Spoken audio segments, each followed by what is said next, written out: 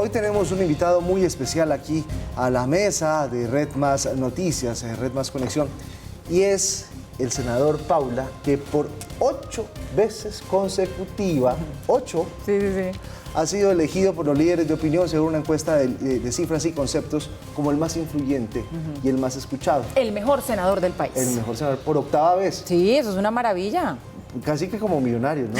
Ey, ¿usted qué tiene que ver millonario con eso? Aquí no entiendo. No entiendo qué tiene que ver millonarios en esta conversación, señor. ¿Quién es? A ver. Pues mira, vamos a recibirlo y empezar esta charla justamente con esas felicitaciones. El senador Jorge Enrique Robledo, senador del Polo Democrático. Bienvenido y felicitaciones. Paula, mil gracias por su hospitalidad, y a Giovanni también, y a sus televidentes mis saludos. Bueno, 8 veces, ¿eso cómo se hace? Pues sí, eso tocaría preguntarles a los líderes de opinión, pero contémosles un poquito. 1.416 líderes de opinión. Sí. Esa es una encuesta muy particular de cifras y conceptos. Ahí están representados comunicadores, o sea, académicos, políticos, organizaciones no gubernamentales, digamos, ¿sí? Y el mundo de la economía, de los negocios. Todos ellos son los que encuestan.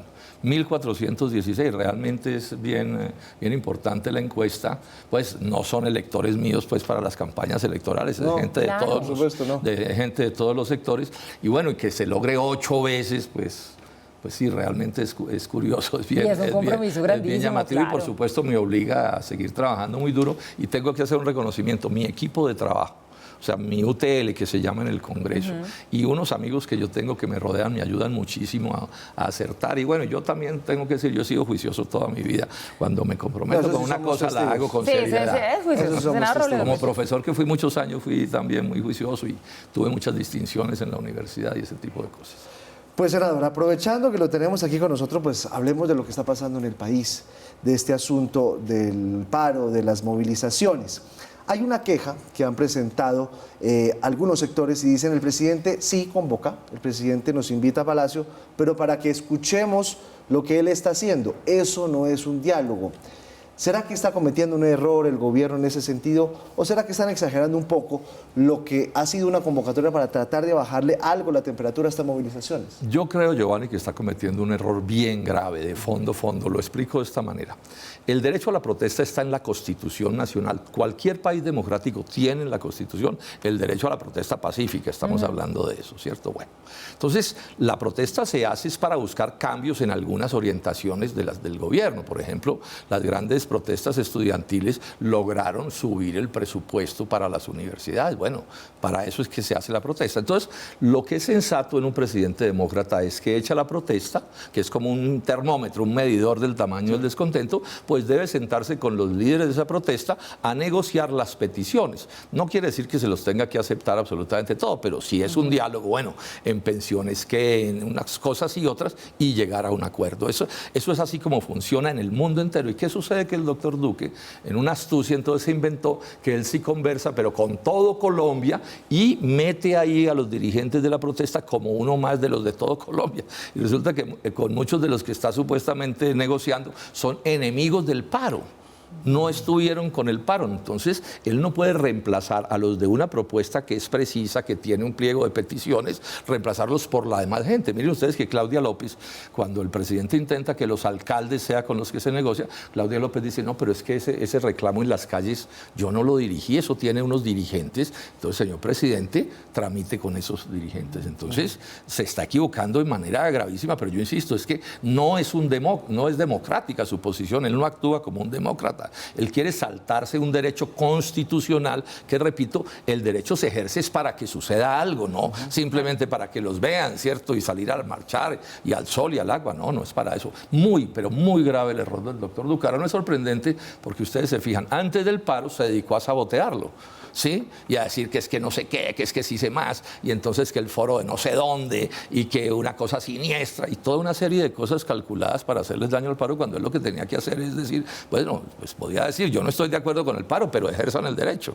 Ahora, la represión de la policía en no pocas, en general, ha habido una represión de la policía al movimiento que es absolutamente inaceptable también, y en eso le cae responsabilidad al presidente, porque la policía, claro, tiene el derecho a ejercer la fuerza, ese es un derecho constitucional, pero ese derecho tiene que ejercerlo dentro de la ley y de manera legítima. O sea, los excesos son absolutamente inaceptables. Todo eso, pues, nos muestra que el presidente se equivoca. Pero también ha habido unos vándalos que han atacado la infraestructura de una entonces manera precisemos una impresionante. cosa, Giovanni, los vándalos no tienen nada que ver con el paro.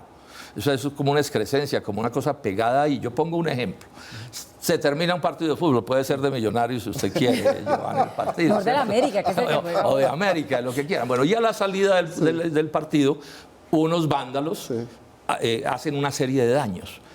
Se le puede echar la culpa de eso a los futbolistas, a los hinchas que no hicieron nada, a la FIFA, a la DIMAYOR, a nadie. Claro, Entonces pero aquí pasa lo mismo. tiene que entrar a hacer lo suyo. Sí, Ahí es no, donde pero también hay que yo no me entender por qué estoy, el ESMAD entra. refiriendo a que la policía no actúe contra los delincuentes o contra los vándalos. No, esa es otra discusión. Ahora, a ellos también los tiene que, digamos, confrontar dentro del ordenamiento jurídico, porque, o sea, nadie en el Estado puede hacer lo que se le da la gana. No, yo estoy hablando es de los casos conocidos, sí, en que se procede contra gente que se estaba manifestando con un exceso de fuerza, y eso es por completo inaceptable. Es evidente que es ilegal, y por eso otras autoridades han tenido que salir el caso de Dylan, por ejemplo. Sí. Ese muchacho no podía haber muerto en esas circunstancias, porque le dispararon, bueno, en unas circunstancias que eran por completo inaceptables, porque la policía también tiene que usar la fuerza de manera proporcionada. Sí, dependiendo de lo que tenga al frente y de la distancia y lo que tenga al frente. Si el que está al frente está con una ametralladora, bueno, esa es una circunstancia. Pero si el que está al frente es un muchacho que está protestando, gritando, etcétera, dispararle como le dispararon, mucho indica que era con un arma ilegal. Pues si eso es así, y muchas cosas así lo indican, pues esos son procedimientos inaceptables, ¿no? En cualquier parte del mundo no se puede proceder así. La policía también tiene que respetar la Constitución y la ley. ¿Usted qué opina de los trinos del senador Gustavo Petro y de los señalamientos que han hecho varios alcaldes del país?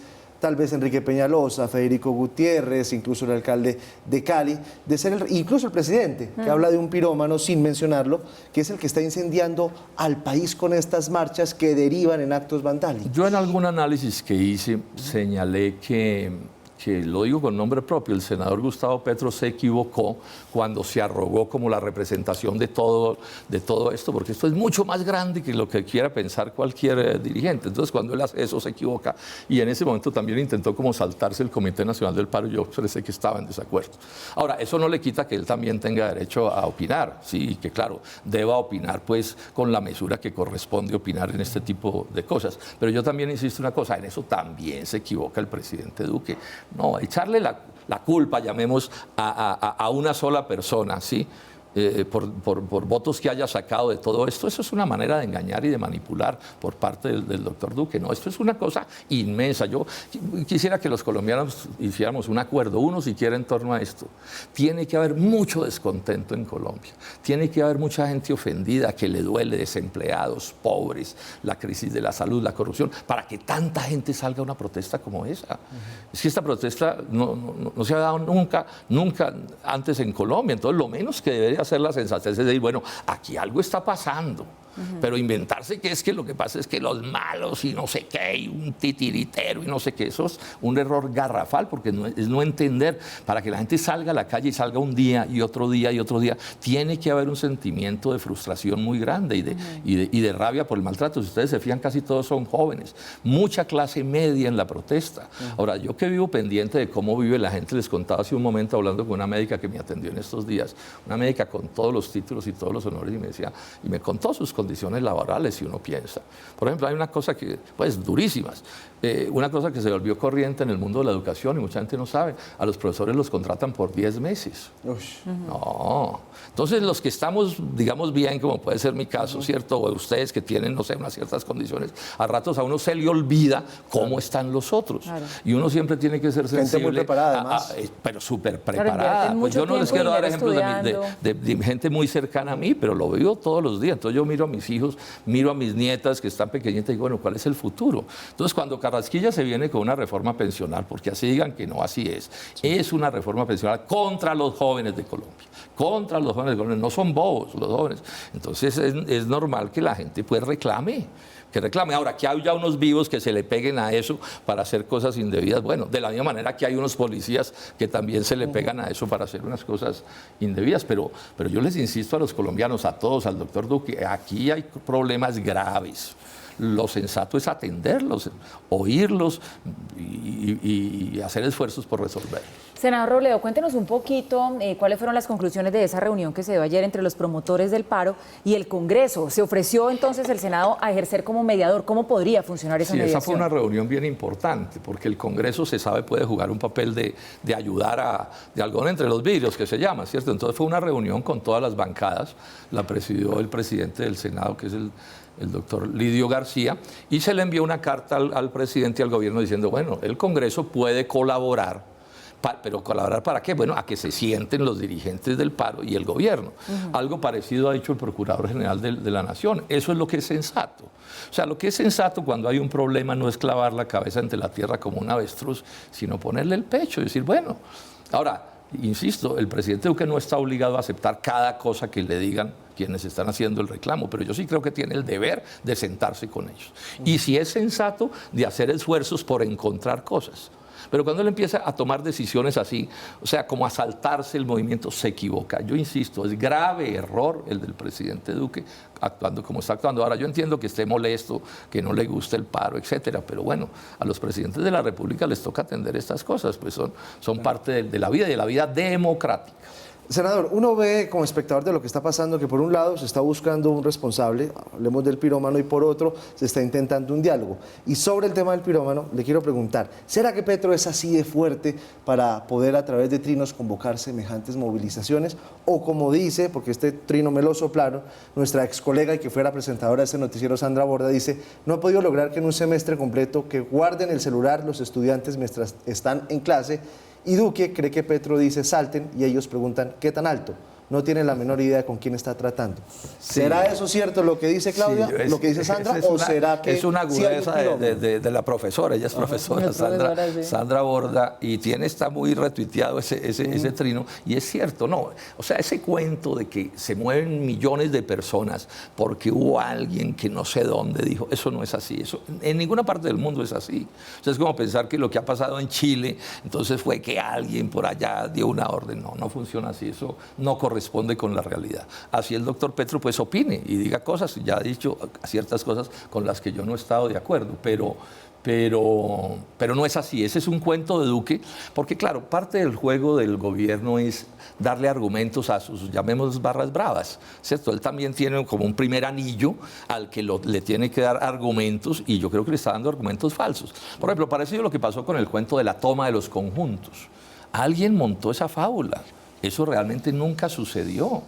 Pero metieron un miedo entre la ciudadanía, alguien metió ese miedo. Ahora, no eran los del paro los que lo metieron, porque ese cuento de los conjuntos era contra el paro, claro. Era contra los dirigentes del paro, eso le hizo un daño grande al paro. Porque y no las imágenes están, entonces uno dice, ¿cómo así que no sucedió? Si uno veía las imágenes de esta gente pues tratando de están 2 o 3 casos, pero no para el grado de incomodidad que hubo en la ciudad. Es que fueron miles y miles, y a mí esto me duele también, de bogotanos buenos que esa noche no durmieron porque les metieron el cuento de que iban a asaltar todos los conjuntos. Inclusive si ustedes se ponen, ya yo lo hablaba con alguien que sabe de estos temas, ya usted se pone sensato. O sea, usted tiene que ser un delincuente muy estúpido para pensar que usted se puede tomar un conjunto con 100 apartamentos. O sea, eso no es racional. Es más, logra pasar de la primera puerta, Paula, y entonces ahora yo a cuál apartamento me meto. Y él no sabe quién le va a salir de adentro del apartamento. Si hay un delincuente, digamos, fino, es el apartamentero, que él tiene que hacer un estudio de inteligencia, quién está, quién no está. Bueno, vamos a suponer que él logra entrar y no le pasa nada. ¿A cuál apartamento se mete a robar? ¿Qué tal que se meta a un apartamento donde el televisor sea de tubos? No queda como un imbécil, ¿cierto? ¿Sí? Entonces, fíjese usted que estas cosas son mucho más complejas de cómo nos las presentan. Sí. Y hay interés. El propio doctor Peñalosa, que no es santo de mi devoción, dijo, no, es que aquí hay como una especie de manipulación para crear esa zozobra. Y eso, por supuesto, pues no está bien. Pero bueno, uno entiende que en estas cosas pues se mueven intereses y opiniones y manipulación. Doctor Robledo, usted dice que el foro de Sao Paulo es cuento que se ha inventado el presidente, que este tema del pirómano también, que eso no es verdad, pero uno ve que la gente está en las calles marchando por deudas que son históricas, por incumplimientos de gobiernos anteriores. ¿Por qué estallan justamente ahora? Además, con un presidente que lleva todavía muy poquito en el cargo. Si uno analiza, este tipo de luchas se dan en todas partes en el mundo. Mire usted los chalecos amarillos en Francia. Esto no es una extrañeza en Colombia. Mire usted el caso de Chile, el caso del Ecuador, en España. Bueno, ¿cierto? Esto, digamos, no es raro. ¿Esto cómo funciona? Los gobiernos no resuelven los problemas y la sociedad se va volviendo como un globo al que va entrando presión de descontento. Y eso va sumando y va sumando hasta que un día estalla. Estalla no porque haya un foro, porque haya un dirigente, sino estalla porque se llegan las circunstancias, por decirlo coloquialmente, la gente se mama de lo que está pasando. Y entonces la gente dice, bueno, yo ya me mamé, pero yo quiero que esto me lo arreglen. Ahora, que tiene muchos años, sí, tiene muchos años, que no todo es culpa de Duque, es verdad, pero como él es el presidente, pues a él es el que le toca el chicharrón, porque tampoco le pueden pedir a la gente que proteste, por ejemplo, contra Pastrana o contra Uribe, que se hubieran merecido también una cosa como esta, ¿cierto? Pero bueno, estuvieron más de buenas, por llamarlo así, y no les tocó. Senador, ¿cómo hacer para que este paro, usted que conoce muy bien cómo funcionan estos asuntos de la política, no termine como en Chile? Para que Colombia no termine en ese desequilibrio tan fuerte y tan grande. ¿Qué debería hacer para negociar con los sindicatos y qué deberían hacer los sindicatos? Porque leyendo el pliego de peticiones que ellos hacen son muy drásticos y muy cerrados en no, que prácticamente le afectaría la gobernabilidad al presidente de aquí en adelante. No, ellos están planteando, y esto es normal en todas las negociaciones, se plantean unas cosas, pero todo el mundo sabe que ninguna negociación logra el 100% de lo planteado. Esos son, digamos, procesos que están ya tramitados y se sabe por la sociedad. Ahora, habrá alguna cosa que de pronto sí, en una más, en otro menos. No es eso. Estos dirigentes son todos los mejores dirigentes que tiene el movimiento social de Colombia. Las 4 confederaciones de trabajadores, FECODE, las organizaciones estudiantiles están las 2 más representativas, de unos muchachos súper buenos, súper inteligentes. No, el problema no está ahí. Yo insisto, Duque no está obligado a aceptar cada palabra del petitorio, pero sí está obligado a tramitarla y, si es sensato, a llegar a acuerdos con los directores del reclamo para ver qué cosas terminan saliendo. Yo no veo intransigencia entre los dirigentes del paro, no la veo. Lo que pasa es que si el gobierno los maltrata y los desconoce, es que una cosa que no puede hacer un dirigente de ningún sector es que se los salten. Sí, es como que aquí entonces llegaron los dirigentes del paro y dijeron, no, es que nosotros no negociamos con usted, doctor Duque, sino por decir alguna cosa, me lo invento aquí, nosotros negociamos con Álvaro Uribe.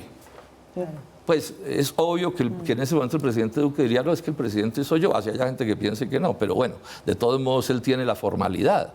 Entonces aquí está pasando lo mismo, es un error garrafal de negociación, no tiene sentido de las proporciones y no es demócrata el presidente de Colombia. Doctor Robledo, déjeme hacerle rápidamente esta pregunta. ¿Está usted de acuerdo con los que piden que se desmonte el ESMAD? ¿Es usted partidario de esa petición? Yo creo que el ESMAD, como está, no le está prestando un servicio a este país. El desgaste, el descrédito del ESMAD es tan grande que ya no es parte de la solución, sino parte del problema. Yo quiero insistir en esto. Todo Estado, acabo de escribir un artículo sobre eso antes del paro, todo Estado tiene el derecho al ejercicio de la fuerza. Eso es lo que es un Estado, una organización que ejerce el derecho a la fuerza. Pero esa fuerza tiene que ser legal, de acuerdo con las normas que tienen que ser democráticas y debe ser legítima. Entonces, cuando en el ESMAD han pasado tantas cosas, o sea, ha habido tantas decisiones equivocadas, tantos maltratos, van tantos muchachos muertos, ahí están circulando en las redes datos sobre eso, pues ese es un instrumento que ya no sirve, que la sociedad no tolera, no se aguanta. Si el gobierno fuera sensato, pues cambiaría eso. Sí, y yo creo que cambiarlo debe empezar por eliminarlo. Voy a poner un ejemplo que es de la historia de Colombia, el DAS.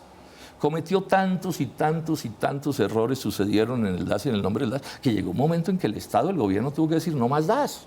Ahora, eso no quiere decir que el Estado pierda el monopolio sobre la fuerza. Eso lo que quiere decir es que hay que montar un instrumento que ejerza esa fuerza de acuerdo con la Constitución, de acuerdo con la ley. Claro, porque nos podríamos quedar sin un escuadrón antidisturbios. Una cosa distinta, pero una cosa democrática. O sea, por ejemplo, hemos visto fotos, más de una foto, de miembros del ESMAD rompiendo vidrios, ¿cierto?, para después echarle la culpa a los otros.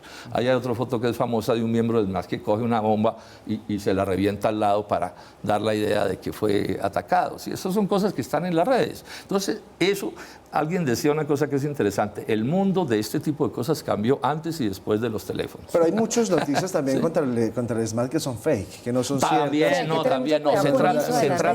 No, yo en eso también soy objetivo, porque las redes son un cuento, pero lo cierto es que la percepción que hay ya entre la ciudadanía tiene extremadamente deteriorada la imagen del SMAT, por errores que sin duda se han cometido. Entonces, lo que es sensato es que el gobernante tiene que ser sensible a lo que siente la gente y a lo que piensa la gente. Eso de que Duque dice, no, es que yo gané y entonces, más o menos como yo gané, entonces hago lo que se me dé la gana. Un error gravísimo.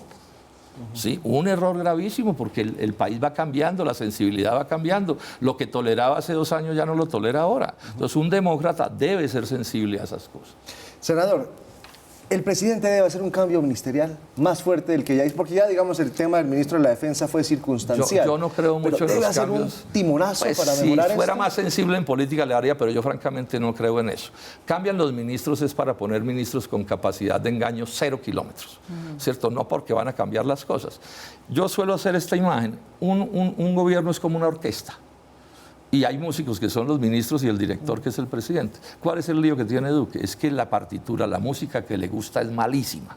Y él con el palito también es bastante inhábil. Entonces eso no depende de los músicos. O sea, cambia un músico y sí, le mejora la capacidad de engaño porque la gente dice, por fin va a cambiar. No va a cambiar, pero bueno. Digamos que en política uno entendería que eso sería pues de alguna sensibilidad política, como por lo menos mandar un mensaje, así fuera de demagogia, pero bueno, miren, colombianos, yo soy sensible frente a lo que pasa, pero un presidente cerrado a la banda, como que aquí no pasa nada y que es que los malos, sí, son los que me están molestando y el bueno soy yo y todo, pues así va a terminar el doctor Duque en más líos de los que está, en más líos de los que está. ¿Usted cree que esto apenas empieza? Pues no necesariamente todo este paro y toda esta movilización, estas cosas en algún momento pues tienden a terminar, etcétera, ¿cierto? Pero también depende de las acciones del gobierno. Claro.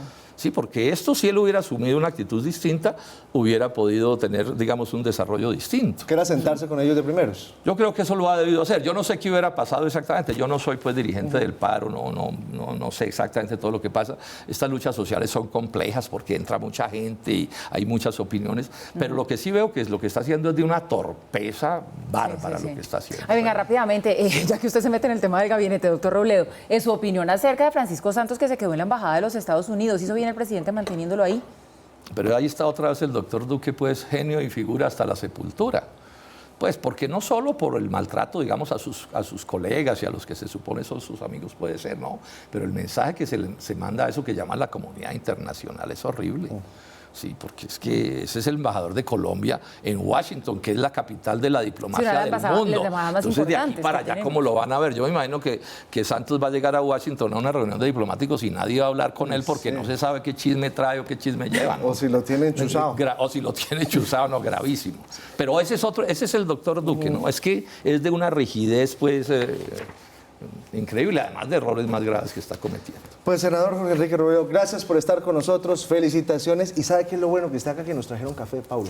Sí, hoy sí. Hoy sí. Esa me la quedan debiendo. Tiene que venir más seguido para que nos traigan café, doctor Robledo. Muchas gracias, senador. A ustedes, mil gracias. Por estar con nosotros, les deseamos un feliz día.